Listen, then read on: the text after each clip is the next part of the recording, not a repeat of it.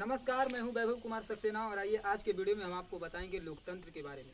क्या आपने कभी सोचा कि लोकतंत्र के लिए जितने लोगों ने संघर्ष किया, असल में लोकतांत्रिक कहीं गुम तो नहीं हो गया? क्योंकि जितने नेता आए सत्ता में अपनी काबिज तो जमाते गए, लेकिन सत्ता की काबिलियत और जनता से मिले वोट का सही उपयोग करने में पूरी तरह नाकामयाब रहे। पिछले 70 सालों से राजनीति के पल्ला झाड़ते आए, वो चाहे राज्यसभा हो या विधानसभा, सारी सदस्यता की भंग तो हो गई, लेकिन जनता ने जहां थी, या फिर यूँ कह लीजिए कि उससे भी बदतर स्थिति में जीना सीख ली। सच ये है कि आज की पीढ़ी को दो वक्त की रोटी मिल जाए और अपनी आप को सेफ्टी मिल जाए तो ही लोग विकास मान लेते हैं। और आ जाइए इसी के बारे में एक छोटा सा वीडियो तैयार किए हैं जो आप लोगों के सामने शेयर करने जा रहे हैं।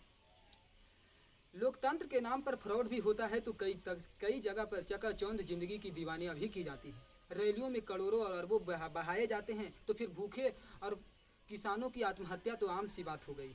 जैसे मानो कोई साधारण प्रतिभा ही लोगों को छिपाने और उसे ना कहने की परंपरा को भंग कर दिया है।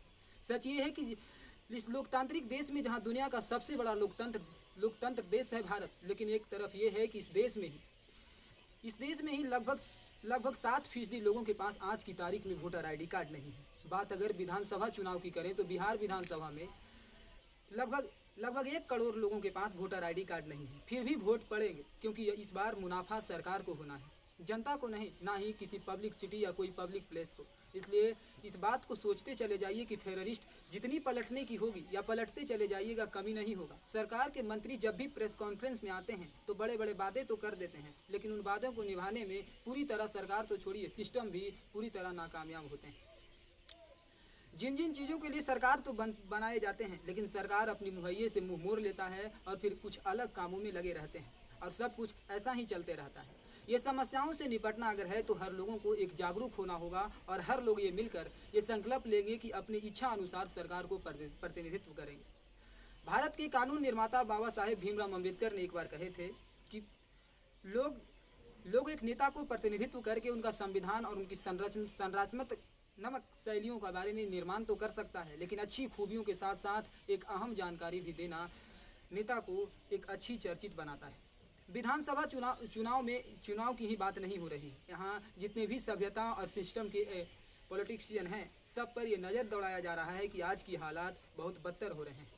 सरकार से लेकर चपरासी तक हिंदुस्तान डोनेशन के मामले में भी किसी से छिपा नहीं है। सरकार के हर काम के लिए आपको किसी न किसी रूप में आप लोग सभी ने डोनेशन जरूर दिए होंगे। वो चाहे बच्चों को एडमिशन कराना हो, या फिर अस्पताल में एडमिट लेना हो, या फिर किसी बड़े काम ही क्यों ना लेना हो, इन सारी चीज़ों के लिए डोनेशन तो आप आए दिन देते या कहते सुनते ही होंगे।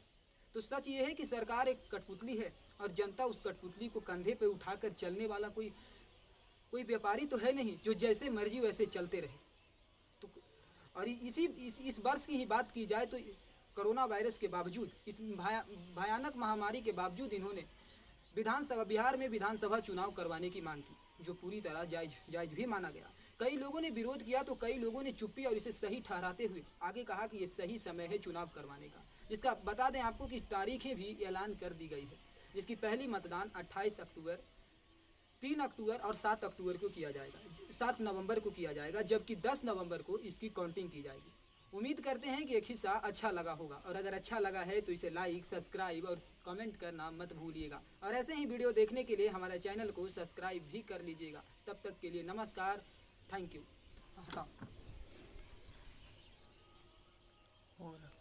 बंद नहीं